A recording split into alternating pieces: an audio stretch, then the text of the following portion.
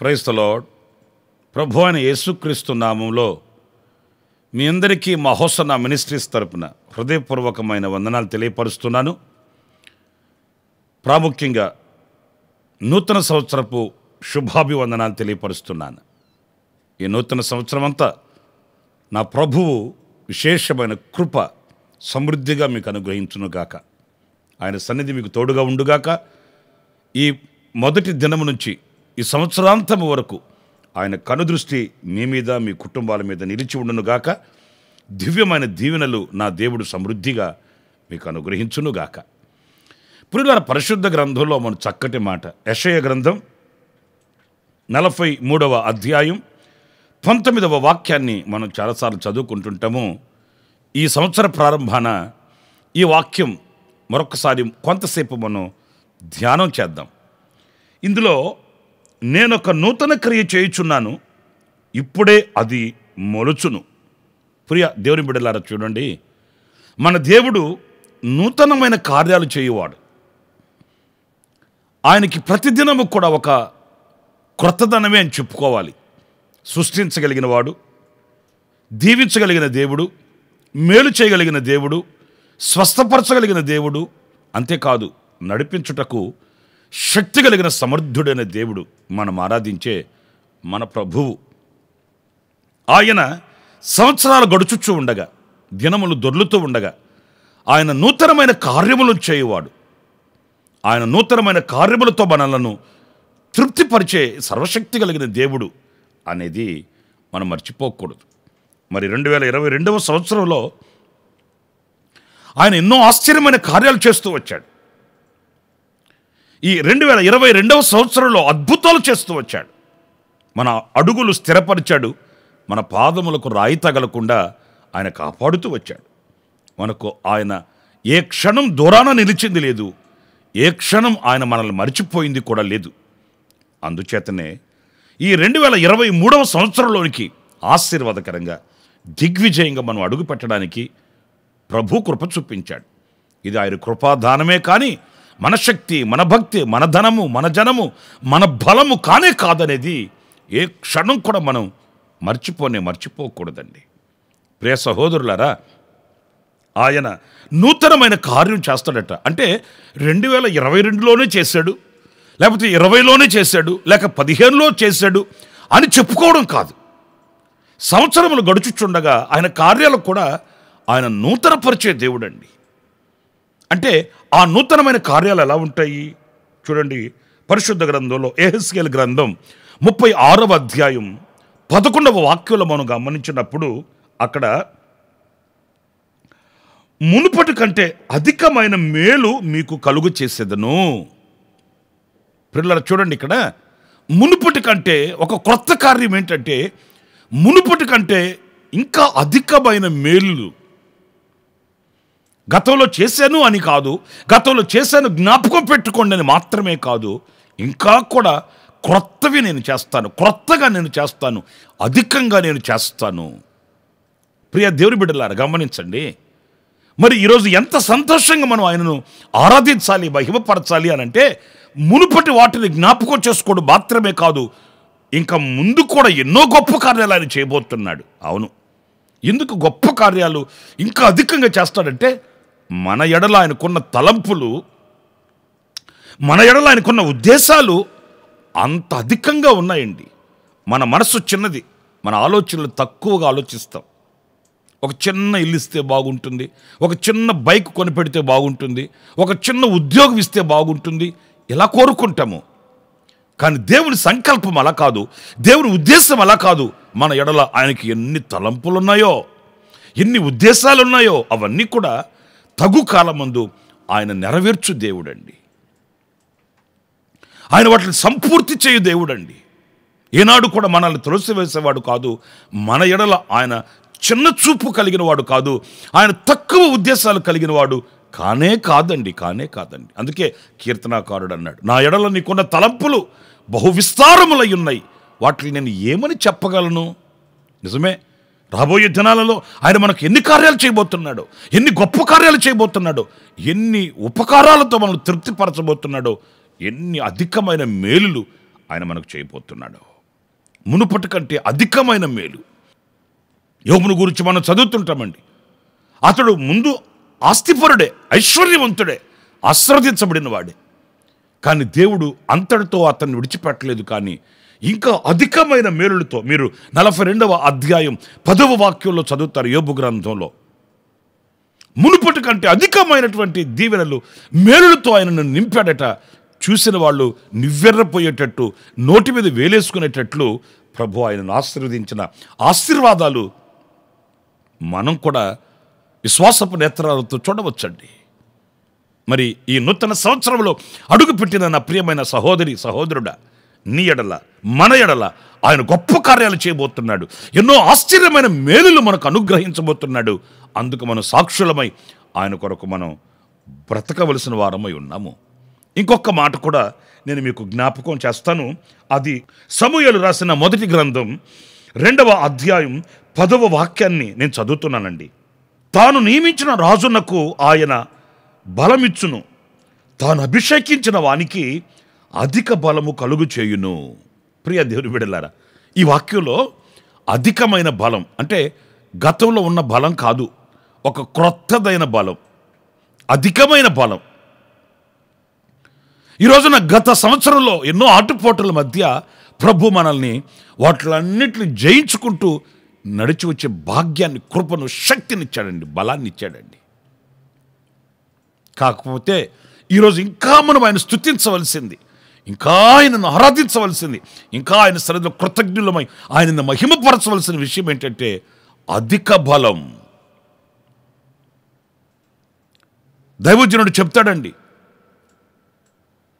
నాయకుడు నన్ను పంపినప్పుడు నాకు ఎంత బలం ఉన్నదో ఈనాటికి నాకు అదే బలము కలిగి ఉన్నాను అని ఆనాడు దైవజనుడు చెప్పిన ఆ మాట మనకు జ్ఞాపకం ఉంది. ఇన్ని సంవత్సరాలలో ఆయన ఎందుకు ఆ బలాన్ని కలిగి ఉన్నాడు అనంటే, సర్వశక్తి కలిగిన దేవుడు దినములు గడిచే కొద్దీ, సంవత్సరాలు గడిచే కొద్దీ ఆ అధికమైన బలాన్ని ప్రభు ప్రసాదిస్తూ వచ్చాడు. వయసు పెరిగే కొద్దీ ఒకవేళ ఈ శరీరము బలహీనం అవ్వచ్చు, వయసు పైబడే కొద్దీ శరీరంలో కొన్ని లోటుపాటులు తలెత్తవచ్చు. కానీ ఆత్మ సంబంధమైన జీవితంలో, విశ్వాసపు పరుగులో మనం ఏనాడు కూడా బలహీనులు కాకూడదండి. ఆ నూతనమైన బలం మనల్ని ప్రభువునకు చేరువ చేస్తుంది. ఆ నూతనమైన బలం మనల్ని గమ్యానికి చేరుస్తుంది. అంతేకాదు, శత్రువును జయించే శక్తిని ప్రసాదించి మనల్ని ముందుకు నడిపిస్తుంది. అధిక బలం. ఈ రోజున ఆధ్యాత్మికమైన బలం మనకు కావాలి. రాను రాను రాను రాను ఈ రోజున క్రైస్తవ లోకంలో మనం చూస్తే విశ్వాసంలో బలహీనులైపోయిన వాళ్ళని, విశ్వాసంలో పడిపోయిన వాళ్ళని, రాను రాను సన్నగిల్లిపోయి సతికిలబడుతున్న వారిని చాలామందిని చూస్తున్నామండి. మన బలం రాను రాను తగ్గిపోకూడదు. ఆసక్తి విషయంలోను, పరిశుద్ధత విషయంలోను, సమర్పణ విషయంలోను, దైవ కార్యముల విషయంలోను, సత్క్రియలు చేయటం యందు ఆసక్తి కలిగి ఉండటంలోను ఏ విషయంలో మనం బలహీన పడిపోకూడదండి. కొంతమంది ప్రారంభంలో చాలా బలంగా ఉంటారు, చాలా విశ్వాసంగా ఉంటారు, చాలా ఆసక్తిగా ఉంటారు, ఆత్మ పూర్ణులై ఉంటారండి. కానీ అదే పరిస్థితి ఒక 5-6 సంవత్సరాలు గడిచిన తర్వాత చూస్తే ఆ ఆసక్తి, ఆ బలం వారిలో కనిపించదు. అవిశ్వాసపు మాటలు మాట్లాడుతుంటారు, అవిశ్వాసపు దృష్టి చూస్తుంటారు, అవిశ్వాసులతో జోడి కలిసి వాళ్ళు సాగుతుంటారండి. అలా కాదు, కానీ పక్షరాజు యవనము వలె మనము నూతనమైన బలమును పొందుకోవాలి. ఆ బలాన్నే ప్రభు మనకిస్తానని చెప్తున్నాడు, ఒక నూతనమైన బలాన్ని. ఇంకొక మాట పరిశుద్ధ గ్రంథంలో నేను మీకు జ్ఞాపకం చేస్తాను. యోబు గ్రంథం 11వ అధ్యాయం 17వ వాక్యంలో మనం గమనించినప్పుడు, అప్పుడు నీ బ్రతుకు మధ్యాహ్న కాల తేజస్సు కంటే అధికముగా ప్రకాశించును. అధికమైన ప్రకాశం. ప్రియ సహోదరులారా, ఏదో ప్రకాశిస్తున్నాను అని కాదు, ఏదో సాక్షిగా ఉంటున్నాను అని కాదు, కానీ అధికమైన ప్రకాశం. అన్ని జనులకు నేను వెలుగుగా నియమించి ఉన్నాను అని వాక్యం మనకు సెలవిస్తుందండి. నీ వెలుగునకు అనేకులు కూడి వస్తారు అని సత్యవాక్యం సెలవిస్తుందండి. మనం అనేకులకు ఒక వెలుగుగా, ఒక తేజస్సు కలిగిన వ్యక్తులుగా మనం ఉండాలి. అది గత దినముల కంటే ఈ సంవత్సరం అధికంగా ప్రభు అనుగ్రహిస్తాడట. ఒక నూతన క్రియ చేయుచున్నాను అంటే అర్థం ఏంటి? ఏదో ఆస్తులిస్తాను, అంతస్తులిస్తాను, మిద్దిమేడలు ఇస్తానని కాదు, కానీ ఆ అధికమైన ప్రకాశం, ఆధ్యాత్మికంగా మనం వర్ధిల్లుతూ ప్రకాశిస్తున్న అనుభవాలు, ఆధ్యాత్మికంగా మనం అనేకులకు ఆశీర్వాదకరంగా ఉన్న ఆ ప్రకాశమానమైన జీవితం తప్పనిసరిగా మనం కలిగి ఉండాలి. ప్రభు మనకు అనుగ్రహిస్తాడు. ఆయన కొరకు ప్రకాశించే దీపాలుగా, జ్యోతిలాగా అనేకులకు మనం మార్గదర్శకంగా ఉండడం. చూడండి, కాంతి లేకపోతే, వెలుగు లేకపోతే అడుగు తీసి ముందుకు మనం వెళ్ళలేము. అలాగే ఉండాలి. మన కుటుంబానికి మనం ఒక వెలుగై ఉండాలి. మనం నివసించే ప్రాంతాన ఒక వెలుగై ఉండాలి. మన రాష్ట్రానికి, మన దేశానికి, ప్రపంచానికి మనమే వెలుగై ఉండాలండి. యేసుక్రీస్తు చెప్పాడు, నేను లోకానికి వెలుగై ఉన్నాను, మీరు కూడా వెలుగై ఉన్నారు అని ప్రభు చెప్పాడు. కనుక ఆ ప్రకాశమానమైన జీవితం ప్రభు ఇంకా మనకు అనుగ్రహిస్తానని ఆయన సెలవిస్తున్నాడు. ఆఖరిగా ఇంకొక మాట నేను మీకు జ్ఞాపకం చేయాలి. 103వ కీర్తన 11వ చరణంలో చదివితే, భూమి కంటే ఆకాశం ఎంత ఉన్నతముగా ఉన్నదో ఆయన యందు భయభక్తులు గల వారి ఎడల ఆయన కృప అంత అధికముగా ఉన్నది. కృపని అధికంగా మనకు అనుగ్రహిస్తాడట. కృప కృప కృప కృప. ఈరోజు మనం బ్రతికి ఉన్నామంటే ఆయన కృప అండి. ఈరోజు మనం దృష్టి కలిగి ఒకరినొకరు చూసుకుంటున్నామంటే ఆయన కృప. ఈరోజు సజీవుల దేశంలో సజీవులుగా చేరి సజీవుడైన ప్రభుని ఆరాధించగలుగుతున్నామంటే అది కేవలం దేవుని కృప. అంతకు మించినది మరొకటి లేనే లేదండి నా ప్రియ సహోదరులారా. అందుకే ఈ సంవత్సరం క్రొత్త పాటలో కూడా మీరు చూస్తారు, గడిచిన కాలం సాగిన పయనం నీ జాడలను ఎదుట ఉంచుకొని నడిపించబడినది నీ కృపకు నిదర్శనం కాదా, నీ కృపకు సంకేతము కాదా అనే మాటలు మనం చూస్తాము. అవును, గతించిన కాలమంతా సాగిన పయనం ఆయన అడుగు జాడల్ని ముందు పెట్టుకుని మనం నడిపించబడ్డం, అదే కృపకు సంకేతం. గత సంవత్సరం అంతా నేను ఇదిగో ఇలా కాపాడబడ్డాను అని అంటే ఆయన కృప మన మీద అంత సమృద్ధిగా ఉన్నది అనడానికి నిదర్శనం. నా ప్రియ సహోదరులారా, ఈ సంవత్సరంలో కూడా గతించిన సంవత్సరం కంటే అధికమైన కృప ఆయన మనకు అనుగ్రహిస్తానని సెలవిస్తున్నాడు. ఆయన కృపచేత నింపబడుదాం, ఆయన కృపను పొందుకుందాము, ఆయన కృపచేత మనం బలవంతులం అవుదాము, కృపలో విజయ గీతం పాడుతూ ముందుకు సాగి వెళుదాం. అలాంటి కృప దేవుడు మనందరికీ సమృద్ధిగా అనుగ్రహించునుగాక. ఆమేన్. తలలు వంచండి, చిన్న ప్రార్థన. సత్యస్వరూపి అయిన ప్రభువా, మీకు వందనాలు. గతించిన కాలమంతయు, గతించిన సంవత్సరమంతయు మీ ఆరోగ్యకరమైన రెక్కల నెడులో దాచి కాచి పెంచి ఇదిగో ఈ నూతన సంవత్సరం మమ్మల్ని నిలబెట్టినందుకు మీకు స్తోత్రాలు చెల్లిస్తున్నాను. నాయనా, ఈ సంవత్సరం అంతా నూతన క్రియలు చేస్తానన్నావు. ఆ క్రియలు ఎలాంటివో మేము ఒక్కొక్కటిగా ధ్యానిస్తూ వచ్చాము. నాయన, అధికమైన మేలు చేసే దేవుడువని, అధికమైనటువంటి బలాన్నిచ్చే దేవుడువని, అధికమైన ప్రకాశాన్ని అనుగ్రహించే దేవుడువని, అధికమైన కృపనిచ్చే దేవుడువని మేము ధ్యానిస్తూ వచ్చాము.